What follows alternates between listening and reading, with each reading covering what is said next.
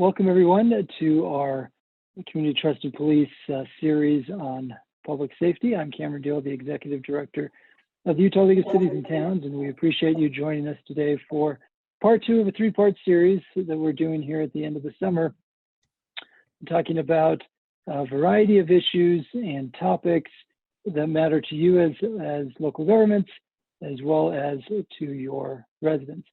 I'm grateful today to be joined by several colleagues that work in city administration as well as in city public safety.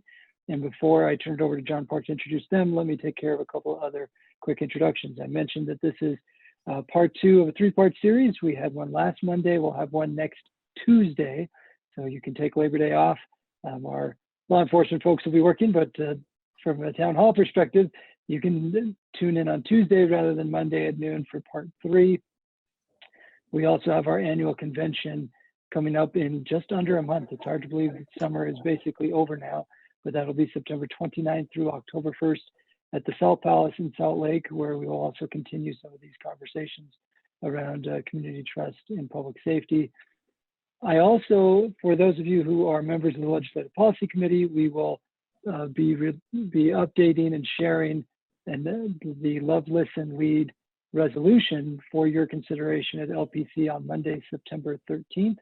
The Love, Listen, Lead Task Force is co-chaired by Chief Wallentine and has been working on that policy resolution. We'll be putting the finishing touches on it this week for LPC consideration in September. That task force over the last year has had its fingers in multiple bills, both last session and this upcoming session.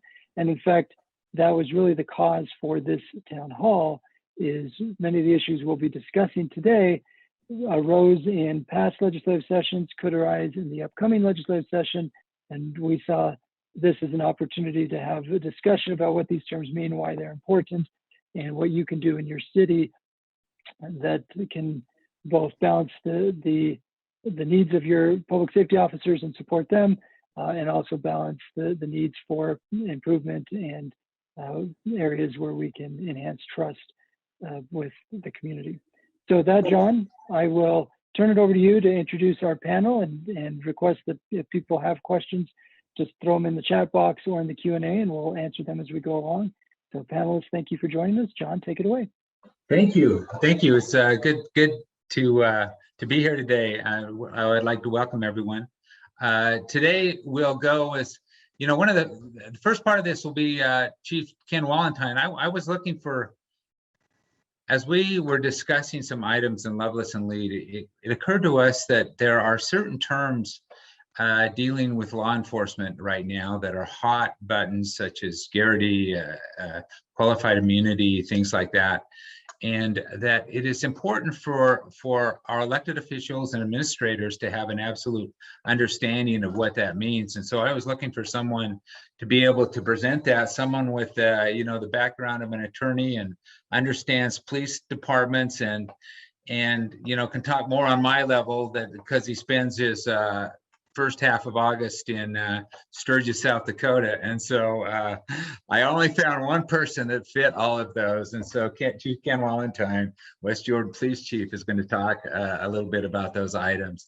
He'll be followed, and then we're going to follow up. We're going to hear from 3 different cities, hopefully 3. We've got 2 on and still waiting for Harriman to go on, but we'll hear from Captain Troy Bebee of the Provo City Police Department, and Dustin Lewis, Assistant City Manager of South Jordan, and hopefully Troy Carr, Police Chief of Harriman City. They're going to just talk about their Citizens Advisory Board, and we had our intern Jaden just a little while ago do some great work on citizen advisory boards, and we noticed that everybody kind of does it a little differently. And since that's a pretty hot topic right now, I thought it'd be good for us to understand how different cities handle it differently. And so with that, I just like to turn it over to Chief Ken Wallentine. Chief? Well, good morning, everyone, and welcome. It is true that I spent the first week or so, first 10 days of the month in Sturgis, South Dakota, but I did practice social distancing. I was very careful, but that is my therapy. It's cheaper than a motorcycle is cheaper than actually going to therapy. So I want to chat for a few minutes about the concept of qualified immunity From the perspective, yes, of an attorney and yes, of a police chief, but also one who practices in this world. I do a lot of work for many major cities around the country in use of force litigation and consulting litigation, consulting with insurers, and performing work as an expert witness. And so qualified immunity in my world is something that's very critical. And people often associate qualified immunity with police. But the fact of the matter is, qualified immunity is a doctrine that applies to government officials, not just police officers. It applies to those that drive the sanitation trucks, to school teachers, to firefighters who are backing ambulances. It applies to just about every government worker in many, many different contexts. Qualified immunity, start off with, is immunity. It's not a defense, but it's a type of legal immunity, and it balances two important interests. First, the need to hold public officials, police officers included, accountable when we exercise power irresponsibly. And second, to shield officers and other government officials from harassment or distraction or liability when we perform our duties in a reasonable and necessary fashion. Qualified immunity is not immunity from having to pay money damages, but it's immunity from even having to go to trial. So it's immunity from the costs of trial itself. And so courts are invited by our United States Supreme Court to resolve qualified immunity issues as early as possible in the case, even preferably before discovery. Qualified immunity is something that's on the shoulders of the officer or the officer's counsel. Now, look, I've said qualified immunity applies to firefighters and others, it does, but we all realize that the real focus is police officers. So just work with me as I continue to refer to officers. So qualified immunity protects the officer in an individual capacity. It doesn't necessarily protect the government entity employing the officer. So where did it all begin? Well, it all began right after the war between the states, or the War of Northern Aggression, or the Civil War, whatever you want to call it, with the Civil Rights Act of 1871. And for those that are history buffs, that was known at the time as the Ku Klux Klan Act. And in that law, Congress gave Americans the right to sue government who violate their legal rights. So the modern analog of the Ku Klux Klan Act is Section 1983 of the United States Code. So when you hear about Section 1983, that's just referring to the Civil Rights Act. And Congress said that if a public official violates your rights, whether it's by way of alleged excess force by police officers, an illegal search, or an unlawful arrest, you could file a lawsuit to hold that officer financially accountable for her or his conduct. And the language that Congress used was unequivocal. Every state official who causes a deprivation of any rights guaranteed by the Constitution and laws shall be liable to the party injured. And so state and local police officers can be sued under Section 1983. But the fact of the matter is, we went many, many years, nearly 100 years, before we started to see actual lawsuits against police officers under Section 1983. And in the 1960s, with the rise of civil disruption in many communities, we started to see a few Section 1983 lawsuits, and some of them succeeded. Well, in 1967, in the case of Pearson versus Ray, I'm not big on cases, just going to give you a couple, but the Supreme Court recognized qualified immunity as a defense to Section 1983 claims. Now, many people say this is something that the Supreme Court just fabricated. If you want to spend a couple of hours, I'll put on my law professor hat. I was a law professor in a former life, and we can talk about sovereign immunity. We can go all the way back to the Magna Carta, but just work with me on this. The Supreme Court in 67 says, look, government officials, and it started with a police case, are entitled to qualified immunity in civil rights lawsuits, Section 1983 lawsuits. And the current qualified immunity doctrine was stated by the US Supreme Court in the case of Harlow versus Fitzgerald in 1982. So that's the one you hear about. And in that case, the Supreme Court said government officials performing discretionary functions generally are shielded from liability for civil damages insofar as their conduct does not violate clearly established statutory or constitutional rights of which a reasonable person would have known. So that gave rise to some buzzwords like clearly established. In other words, police should not be held liable for damages based on actions taken to keep the public safe, even when those actions might possibly violate existing laws. So during a heightened period of violence in our country, if you will, the courts recognized the important role police play in keeping violence at bay and keeping our communities safe. And the courts gave them the protection they need to do their job without fear of baseless or allegedly baseless civil retribution. Again, qualified immunity is a defense to lawsuit. It's not a defense to criminal charges. That balances that balance, that reflects that balance, if you will, between the twin goals. So victims want to hold cops, government employees accountable for misconduct through the civil judicial process. They want to take them to court. They want money.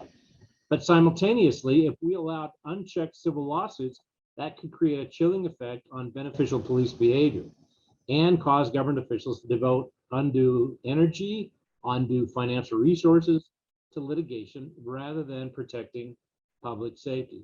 So what are the core elements? What do you really need to know if you're a mayor, a council member, a government official about qualified immunity?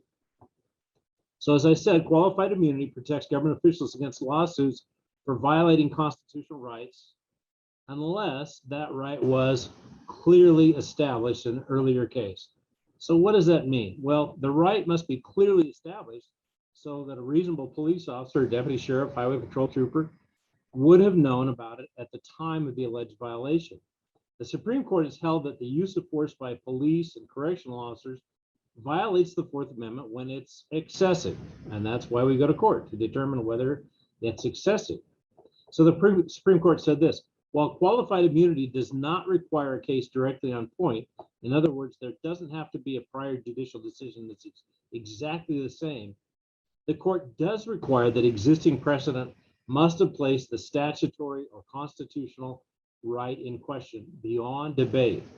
So over time and all the way through the current court, and by the way, in the current court, I surveyed the last 40 cases in the United States Supreme Court in a seminar I attended last week with Professor Karen Blum, and we spoke about this. And she said, you know, in the last 40 cases where the Supreme Court has had the opportunity to do something or say something in abrogation or critical of qualified immunity, not only have they not done so, but in all but 3 cases, they've simply rejected those claims without comment. In other words, our Supreme Court today is not in a mood to do away with qualified immunity. So when determining whether a right was clearly established or not, courts consider whether this hypothetical reasonable officer would have known that the officer's conduct violated the plaintiff's rights. And courts look at this analysis and apply the law that was enforced at the time of the alleged violation, not in effect when the court considers the case. So again, a 2-part inquiry. First off, did the police officer violate a known constitutional or statutory right? Secondly, was the right clearly established at the time of the alleged violation? Well, you all know that qualified immunity is under attack in our communities. At the federal level, in the House, we've seen the George Floyd Justice and Policing Act. That's the act that would do away with qualified immunity at the federal level. And there's been an analogous bill filed in the United States Senate. Colorado has passed the Enhanced Law Enforcement Integrity Act that has done away with qualified immunity in most cases in Colorado. And the Colorado law makes it easier to bring state law claims against police officers and their employers and hold them financially liable in court. In fact, under the Colorado law, officers who lose may be required to pay up to $25,000 out of their own pocket without any indemnification from the government entity. Now, it's important to remember that the Colorado law and a couple of others that I'll discuss, they don't have any effect on defenses to federal causes of action. Even so, the new law essentially allows Colorado plaintiffs to bypass federal qualified immunity by suing under Colorado state law with no immunity defense available to government employees. Now, why would you sue under state law? Well, a lot of questions about that. You may get a more generous bench. That is, you may get judges that are more sympathetic. You may take advantage of, if you're in Colorado, New Mexico, Connecticut, or one of these other states there on your screen, take advantage of state law claims being easier to make. But what you don't get by suing in state court, what makes the world go round? It's not love, it's money. And what makes lawyers go round? Well, it certainly isn't love, and so it's probably money. You don't get attorney's fees typically in state court. I will tell you that despite all of the hoopla, the fact of the matter is that 3.9%, less than 4% of lawsuits filed in federal court against police are dismissed due to qualified immunity. Now that's incredibly important. I want to say that again. Everyone in the news media is trying to create this buzz of qualified immunity just as this blanket general immunity for law enforcement officers. And yet in reality, 96% of lawsuits alleging excessive force against officers, they either go to trial or to some other resolution, and only 3.9%. And by the way, that stat comes from a University of Chicago professor who's been very critical of qualified immunity. I think it's very reliable. 3.9% of lawsuits against police dismissed due to qualified immunity. Now, prospects for legislative reform at the federal level are pretty unlikely. So in March 2021, the House of Representatives passed the George Floyd bill, which would ban qualified immunity in federal civil rights litigation. Yet passage in its current form by the closely divided Senate, I just don't see it. And in fact, I think all the commentators are saying, we just don't think it will ever happen. Moderate Democrats and Republicans in the Senate argue that the George Floyd bill would drain resources away from law enforcement. The Senate's also wrestling, obviously, with many other political priorities being advanced by legislators and a brand new administration. And that's against a backdrop where most bills require 60 of 100 votes from senators to even advance and get to the point of signature by the president. So earlier this year, gosh, it's been about 5 months ago, New Mexico enacted a state law that prohibits the defense of qualified immunity in state causes of action. Now, the New Mexico law allows, but doesn't require, the court to award attorney fees to a prevailing plaintiff. So there may be some hope in New Mexico for an attorney, to get recovery in state court. April 2021, New York City Council passed a municipal ban on qualified immunity. Laws in Connecticut and Massachusetts passed in 2020 limit but don't completely ban qualified immunity. And right now in Florida, Iowa, Illinois, Maine, Minnesota, Utah, New Hampshire, that's the other one. Bills are being debated or advancing in the legislative process. So qualified immunity under attack, yes. I don't know how many participating here today were present a few weeks ago when Governor Cox came and spoke in a listening session with about 40 police chiefs or so. His comment about the attacks on qualified immunity in Utah, I think it's fair to quote him. He said they were, quote, dead on arrival. I don't know that that's I don't know that's entirely true, but I think so. I just don't think that there's a lot of support in our state legislature for doing away with qualified immunity. And remember, the state legislature can do nothing to impact federal litigation. So all we would do, I think, is potentially shift some cases to state court. So what are the arguments in favor of keeping qualified immunity? Well, two that we hear most commonly are that without qualified immunity, officers might hesitate to make a quick, essential life and death decision because they don't want to get sued. We hear that a lot. Whether it's actually true or not, I have my serious doubts. Another argument we hear a lot is that everyone else besides police officers in government gets some type of immunity. And if you look at mayors and prosecutors and legislators and judges, the immunity they have is either absolute or near absolute, but there's no talk of rolling back that kind of immunity. There's several other arguments that you hear in favor of qualified immunity that I think are pretty valid. Removing qualified immunity could open up public officials and police to truly unwarranted lawsuits in which judges and juries get the chance to second guess the split-second decisions that lead to actions by police officers, and this in turn could lead to significant costs for cities, police officers, other public officials. I was just in trial in Phoenix in federal court. Some of my major clients are Tempe, Phoenix, Maricopa County, Scottsdale, and we had a trial in which we were talking about the actions of an officer in a shooting that took place in less than 30 milliseconds. That's less than a third of a second. That's less than the time that it requires you to blink your eye.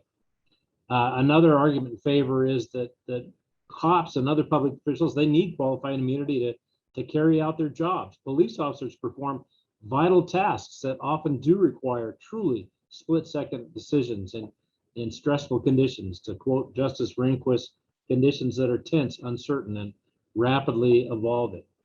Officers don't have absolute immunity, and they can be held liable when they violate a clearly established constitutional right. Again, going back to the fact that it's really less than 4% of cases that are dismissed on grounds of qualified immunity early on. Another argument in favor is that officers simply have to have room for making mistakes or having moments of bad judgment without worrying about being sued. I have 127 officers or so, and they're human. The challenge is that we expect our community to be policed by humans. Well, on the flip side, there are arguments against qualified immunity. Those who would like to argue that qualified immunity should be abrogated claim that liability is necessary to hold officers accountable for excessive force. And as it stands, officers are free to maliciously violate the Fourth Amendment and constitutional rights of citizens without any cost to themselves, provided some court case hasn't already dealt with the almost exact same situation.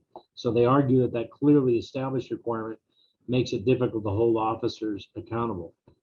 Well, that's true to some very slender degree, but it ignores the fact that we fire police officers who don't meet our standards, that Post holds them accountable through certification.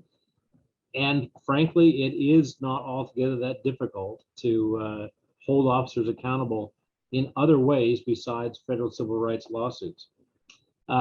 Critics also say that the fear of rampant lawsuits against the police they're exaggerated, that they're overblown. And after all, municipalities indemnify their officers, meaning that no matter what the settlement is or the judgment is, the city pays, not the officers. So what's the disincentive to the officers? We also hear the argument that the qualified immunity is applied inconsistently and can depend greatly on the judge or judges involved in the case.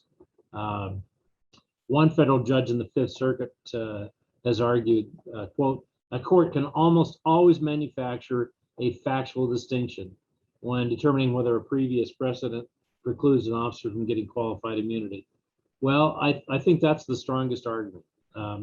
You can have a judge that is simply very much oriented against qualified immunity or in favor of qualified immunity that can manipulate the judicial findings. Well, at the end of the day, there's one other party that's not getting discussed very often, and that's the insurers. So what about insurance costs? Well, what is one of the costs literally of repeated qualified immunity for law enforcement is this idea of insurance. There's both a commercial market and of course intergovernmental municipal insurance pools like we have in Utah that operate a lot like municipal mutual insurers. Both markets have become very tight in the past year or two. I mentioned that I do some work for large secondary and even one tertiary insurer.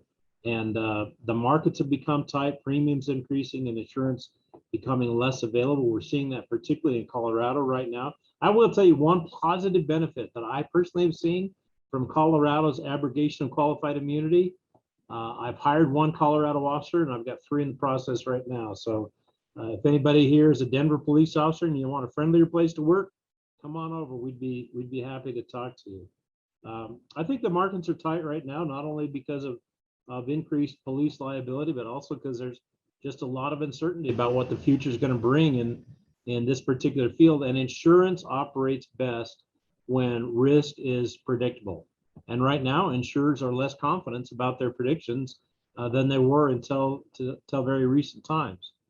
So wrapping up on qualified immunity, I do want to talk about one method of attack that I'm seeing much more commonly to skirt qualified immunity, to really attack the entity, the agency executives and the policymakers, in addition to, and sometimes to the detriment of, the actual officers on the street.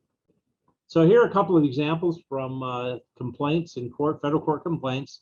I'll give you 3 cases that I'm currently involved in as the expert witness in different cities around the United States. These are all cities of 1 million population or more, so there's a pretty good plaintiff's bar. So in this, the first example here, you see some underlined language. They're talking about de-escalation. I am seeing increasingly claims of failure to de-escalate and failure to train in de-escalation as a way to get at policymakers, that there was not a proper training protocol and not a proper policy on failure to de-escalate.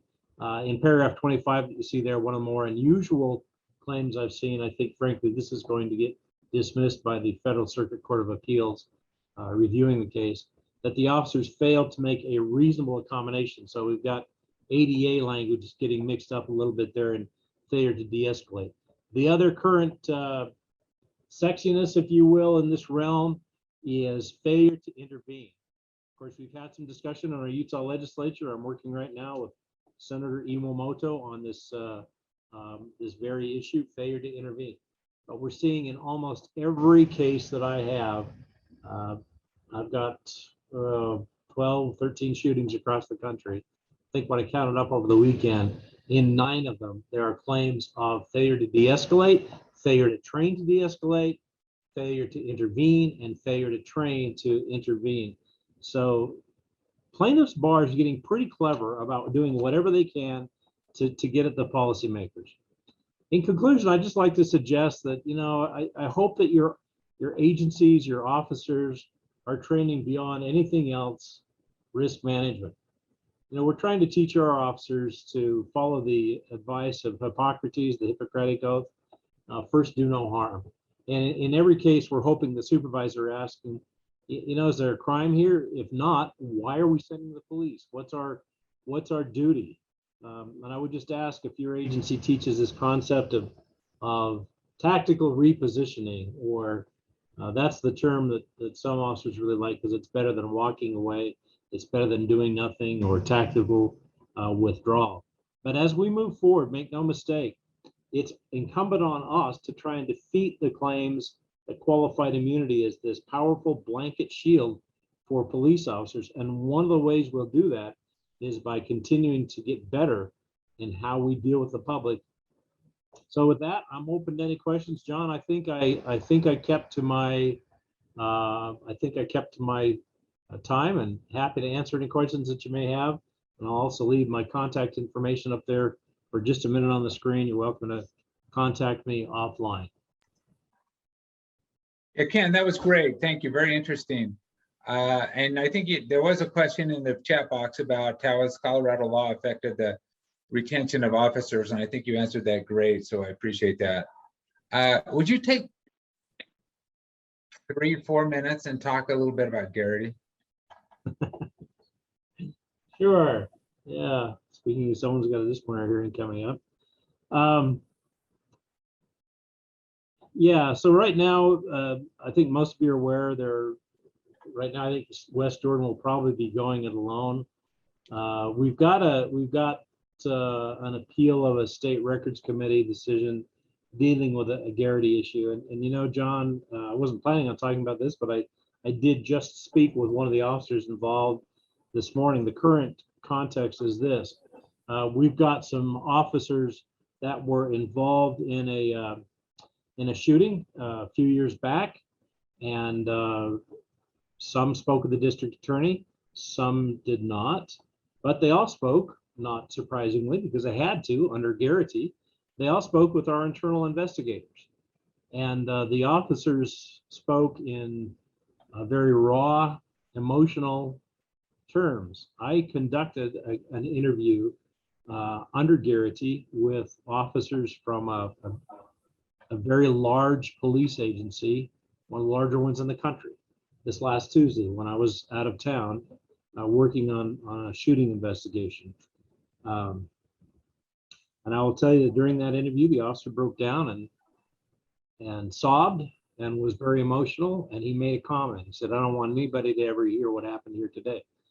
Well, our officers gave very raw statements. And one of the officers has said, "I don't want my wife to know how I felt. I don't want my kids to ever read what I said in that interview that you forced me to have." Whether we actually forced the officer or not, it was a condition of my job that I come and I tell you about what I did. And as part of that, I share with you my deepest, most intimate feelings about what happened. And now the State Records Committee has said that those interviews, which forever in this country, not only by tradition, but by law, have been protected from being revealed. Those Garrity interviews are conducted for one reason and one reason only. It's for me as the police chief, for our agency, to assess that officer's conduct in relation to the expectations that we have as a cop on the street. They are not for the district attorney. And in fact, we give the officers the promise that you answer our questions truthfully, and none of this information will ever see the light of day in a district attorney proceeding.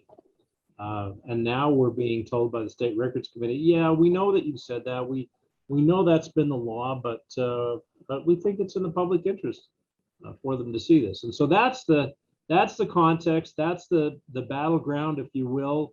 Right now, on the one side, you've got a couple of reporters that are pushing this issue, and we do have a State Records Committee that is very much tilted in favor of general disclosure of government records, even those kind of very intimate, traditionally restricted personnel records, such as those interviews.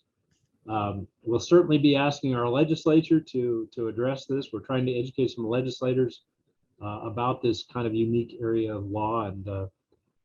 And John, as you know, we've asked for the league to get the word out to all of the members so that mayors and city commissioners and city managers, that you understand what this issue really is and why it's so critical to the police officers in our departments, and so critical for credibility, frankly, of police chiefs and investigators as we move forward.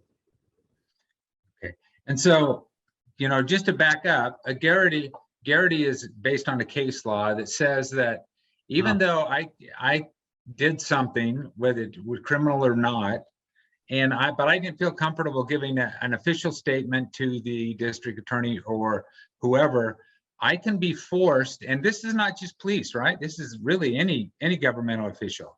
Now, Garrity it's a police case, but no, it can be any, and it often is used in interviews with school teachers, John. It isn't just police, but in Garrity, the United States Supreme Court said this. They said that and it was a police case, a police officer is not entitled to a watered down version of constitutional rights. I should have given you a bit more of a law professor answer, but it simply says that I, as the chief of police, can compel you to answer my questions upon penalty of termination, penalty of discipline. So I see a couple of questions in the chat box. Send me an email and I'll send you a synopsis of the Garrity case and what it's all about. Okay. And Roger Baker asked, can you tell us a little bit more about municipal indemnification of officers who are denied qualified immunity? Well, Roger, that is a burgeoning and developing area of law, and we will see how that unfolds, particularly in Colorado. There's a couple of areas, a couple of unintended consequences in that Colorado law, and some other states. One is that they are losing police officers. Denver is hemorrhaging police officers, and it's not just officers going to other agencies. It's officers who choose to leave the profession. Two, they are seeing a tremendous disruption in the insurance market there. Tremendous disruption.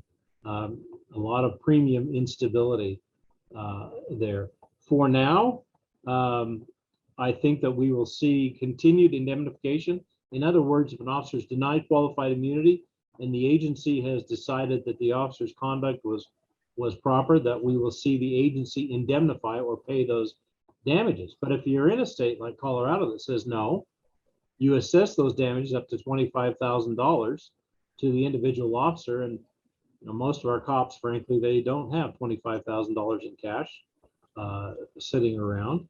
And so some of them are reaching out and trying to buy a type of insurance just for them, and that market is just developing. For now, Roger, I see that indemnification is still an option, particularly in Utah. Okay. Well, thank you, Ken. And yeah, and Tally's the one that asked about never see the light of day, but she'll email you and take care of that. Send me an email. I'll answer. Yeah. You mentioned Senator Iamoto, and actually, just kind of kudos to her. She helped us tackle a couple of accountability bills with Senate Bill 13 and 196 last time to help us make sure that that we're not passing problems from one department to another.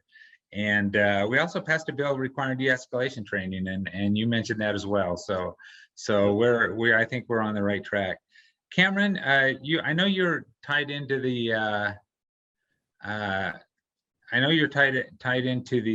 NLC and a lot of things going on. Do you want to comment? And while you're doing that, Ken, will you put that slide back up with your contact information? Yeah, I will. Perfect. Thank you, John. And Chief, thank you for your presentation. John, thank you for emphasizing the fact that last year there were several bills that we supported that passed in this space, because one of the fundamental questions that we asked as a task force last year is, what is the outcome we're driving toward, and are we pulling the right policy levers to get to the desired outcome? So, for example, when we were talking about ensuring accountability, one policy lever is to make changes to qualified immunity, but as Chief Wallentine referenced, there are a lot of potential consequences and repercussions there. Instead, we focused on SB 13 and SB 196, which ensures better communication between agencies and post to ensure that accountability around alleged misconduct, as well as House Bill 162, which requires de-escalation training in every law enforcement agency in the state. And again, we proactively supported those bills and drafted the language for SB 13 and 196. With respect to Colorado, I'm glad that question came up. I just a couple of weeks ago was with my counterpart at the Colorado League of Cities and asked them about the consequences of their police bill from last year. He said that last June they passed the original bill, and then the quote-unquote cleanup bill passed just a few months ago, and it was even longer than the original bill. And it made additional changes to qualified immunity. The original bill ended qualified immunity for local agencies, but not the state. The subsequent bill extended the removal of qualified immunity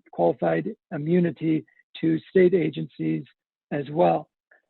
The police chiefs organization in Colorado did a survey of their police chiefs, trying to get an idea of how many officers had left directly because of the passage of that bill, and over half of the police chiefs there felt like their departures were as a result of that bill.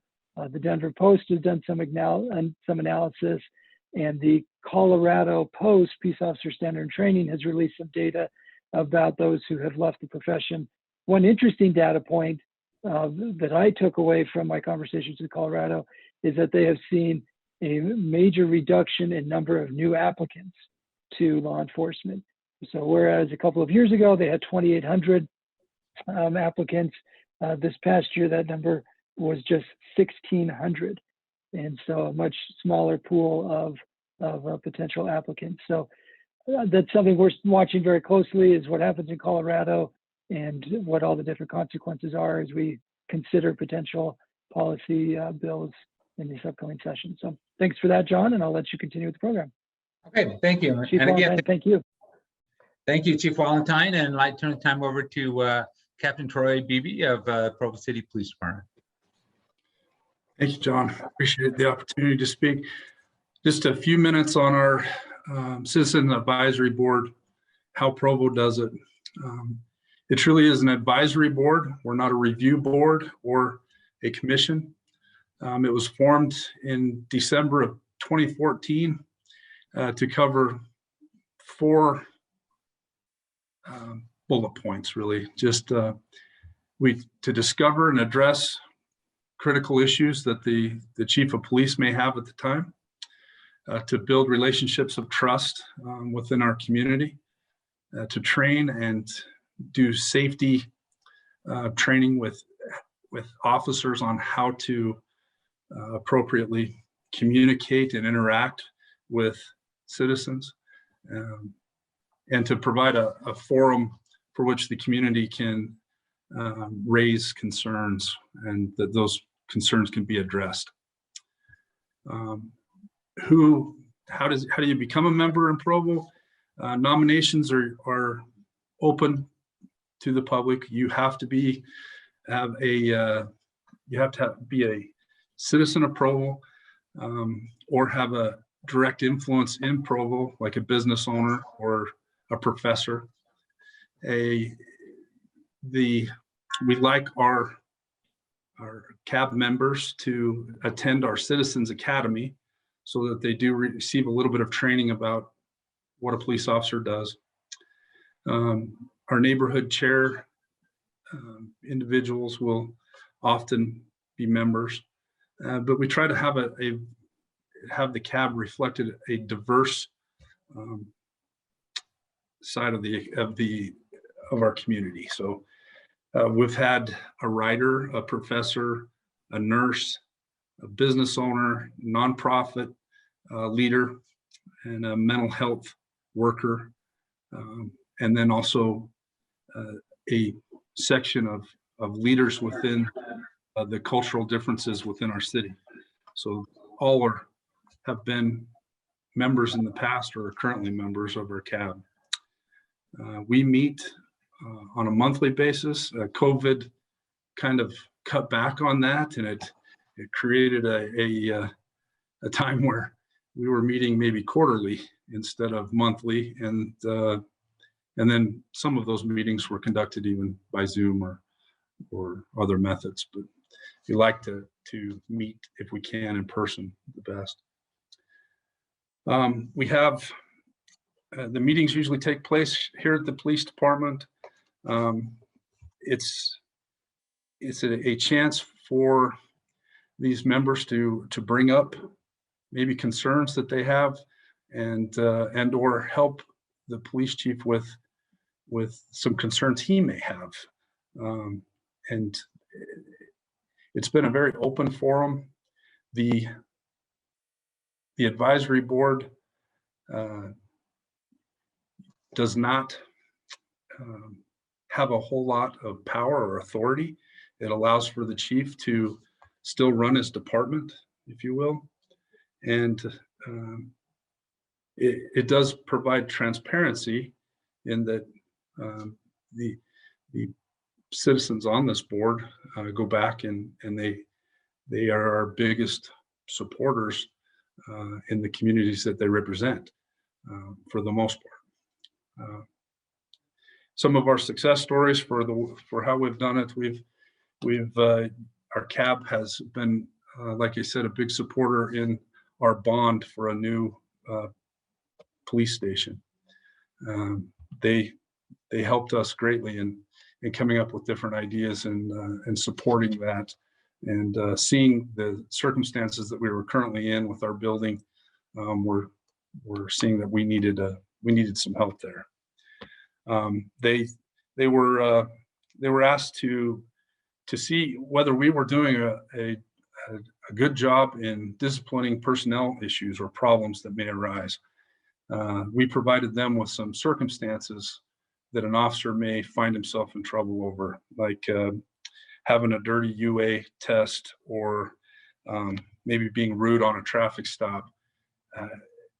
And we asked them how they felt they would discipline these individuals. And they came back with a lot of different ways to do that. However, they were all less than what the chief of police would have done in those circumstances. So it was interesting to see that they were empathetic to the employee in some aspects, but it was more the chief of police had a greater disciplinary action than the cab did.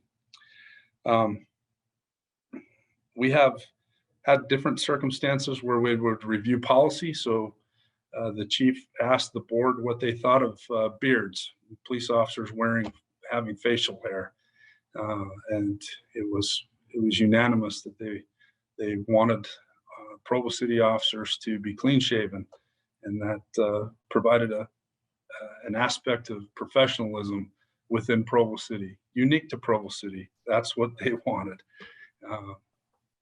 I think it's helpful to a chief to be able to use that avenue to go back and say, I've reviewed these things with the community, the advisory board, and this is what they've said. Okay. So obviously they let you have mustache though, right, Captain? Absolutely. That is great. Hey, we ask, and I'll ask Dustin the same question. Can you send to me a copy of your kind of guidelines for your CAB? If you send me a copy of that, I will get those to Susan Wood from our office, and they'll be made available on our website. So if you do that, that'd be great. Thank you, Captain. Appreciate you having, and I'm glad you could do the stash. That's good stuff. So speaking of beards, Dustin Lewis addresses next, and when he first came on, I didn't recognize him because he is clean shaven, and I haven't seen him clean shaven for quite a while. And so, Dustin, would you just go ahead and talk about your police advisory board, citizen advisory board? Ours is actually called a community advisory board, and we established ours about 5 years ago when Chief Carr became our chief. And one of the things that Chief Carr often talks about is a fellow by the name of Sir Robert Peel, kind of the father of modern policing. And he talks a lot about, the real power and legitimacy of a police department comes from the power that it's given by the people in the community. And the people in the community have an important role in policing our community. We're all a part of that. And so that's why we established our community advisory board, was to open up those lines of communication and to have some conversation about how we do police work. It's interesting. Captain Bebee just talked about how their community said that they didn't want to have their officers have beards. From an administrator's point of view, I would tend to agree. I want to have these clean cut, nice looking men and women out there representing the community. Well, we actually posed that same question to our community advisory board. And we said, what do you think about beards and tattoos? Should our officers cover those up? And our board come back and gave us some different feedback and said, you know what, it's okay if your officers have those beards and those tattoos because they wanted other things with our officers. That's what they felt the professionalism come from. So that just goes to show you that one community to the next is going to be different. And there's not a one size fits all approach that we should be taking. That's why we've got to have these conversations with these people in the community. Now, we've been very selective in how we've gone about putting people on this board. We wanted to be able to be representative of the diversity in our community. And when I say diversity, I don't mean just the diversity that we hear talked about right now. We wanted to have diversity from the east to the west side, because in our community, it's a very different feel. Those that tend to live on our east side of the community have been here for, 3, 4, 5, 6 decades, while those that live on the west side of our community may have just moved here in the last 6 months, and their perceptions of police and our community and how it should be run are very different.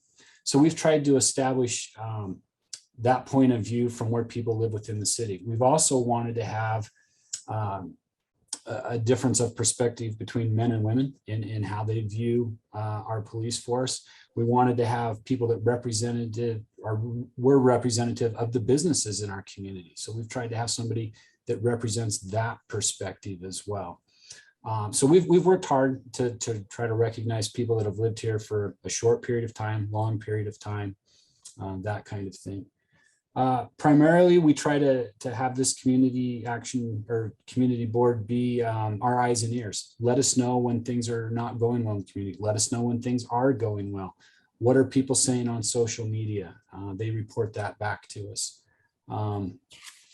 but we really do look for them to give us feedback on what's happening. I know recently our senior police administration have been showing clips of body camera footage to this committee and asking them, hey, what do you guys see here? And it's been interesting because they've given us a different perspective and how they perceive what's happened in that video footage. That's led to some internal discussions amongst our staff, and it's changed how we do training. So for example, we showed a video clip of a young female being taken into custody. And the resident said, you know, you're confusing her. You've got so many people shouting commands. Who is she supposed to be listening to? And so we went back and had conversations and said, hey, let's go back and address this in our training so that we're not confusing people by a whole bunch of people yelling different commands at different times. So we're using the board to give us feedback like that can, you know, change how we do our training, because these same people are the ones that are going to be on those juries and say, hey, why didn't you do this? Or why did you do this? You know, we've also shared with them, there's been a lot of legislation coming up, and we've shared with that group, hey, you know, what do you think of this? How do you think this is going to change how we interact with the public? How will the public interact with us if these laws change or these amendments are made to existing rules? And so it's been good to get feedback from them in that standpoint as well.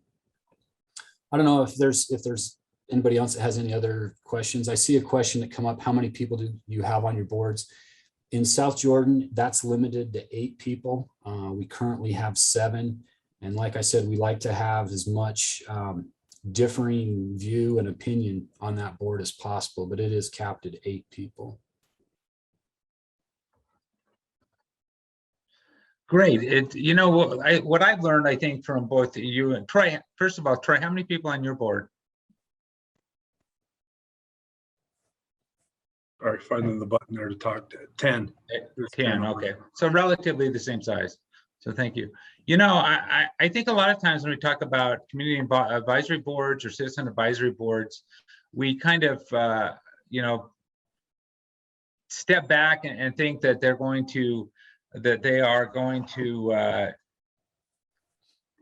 come in and take the police chief's job away, or, you know, basically make those fundamental decisions for them. And I think what we've seen, at least from the 2 great things you two have been doing in your communities, that they are a tremendous asset.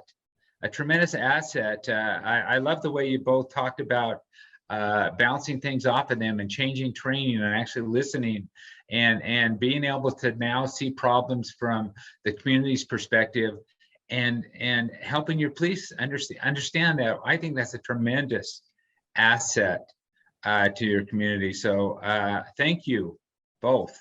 You know, one other thing, John, that was helpful is our board come back and told us, you know, getting information from you guys is really difficult. Your website is horrible. It's hard to find what we need. And they also said, you know, sometimes you guys are too serious in how you deliver information to us. They said, it's okay to have a little bit of humor. You know, you don't need to make a joke about things, but it's okay to be more personable when you share messages in the community, which was really helpful feedback for us. And they also helped us answer the question, how much information do we share or should we share? And it was less than we thought it should be, which was kind of a bit of a surprise to us too. Wow. I felt the same way. They provided more support and information to us than we actually felt that that we were going to receive criticism or something wrong, but it actually wasn't. And they all liked my mustache. So it was a great thing. Now, I've heard our chief refer to our members as ambassadors of knowledge. That they've been able to not only share with us information that we needed, but they've gone back to the community, to their neighbors and their friends, and answered questions that they've been asked. You know, everything from what happens when a police officer's at the drive-through and gets a call. What does he do? You know, to more difficult questions. So ambassadors of knowledge, I think, is a good title for some of these folks. That's great. And, you know, and Ken, that's a great quote in the chat. Chief Wallentine, I don't see the world as it is, but I see the world as I am. And so input from community members and leaders help me see the world as it is. And I think that's one of the most important things, not only in the police departments, but I think that as city people everywhere, that we have to understand that our view is our view, and there's a lot of other ways of looking at things. And you guys are doing a tremendous job in listening to your community. I can see that you know, we're changing the world a little bit at a time. So thank you all. Thank you, Ken, for Chief Wallentine, Captain Bebee, and Assistant City Manager Dustin. Thank you so much for taking the time today. And I'll turn the time back to our Executive Director, Cameron Dale. Terrific, John. Thank you. And panelists, thank you. And we'll have a recording available in Friday Facts later this week, along with some of the information that John referenced that we've gathered around what cities are doing with their civilian and citizen advisory boards by whatever title that they use. So that could be a resource for our communities as well. So I don't see any additional questions in the chat room or the Q&A. So everybody, thank you for joining us. Remember, we'll have another town hall next Tuesday, and then our Legislative Policy Committee will consider the Loveless and Lead resolution the following Monday, September 13th. And then we hope to see all of you at the League Convention September 29th through October 1st at the Salt Palace in Salt Lake City. So register this week. Great. Thanks, everybody. We'll see you soon.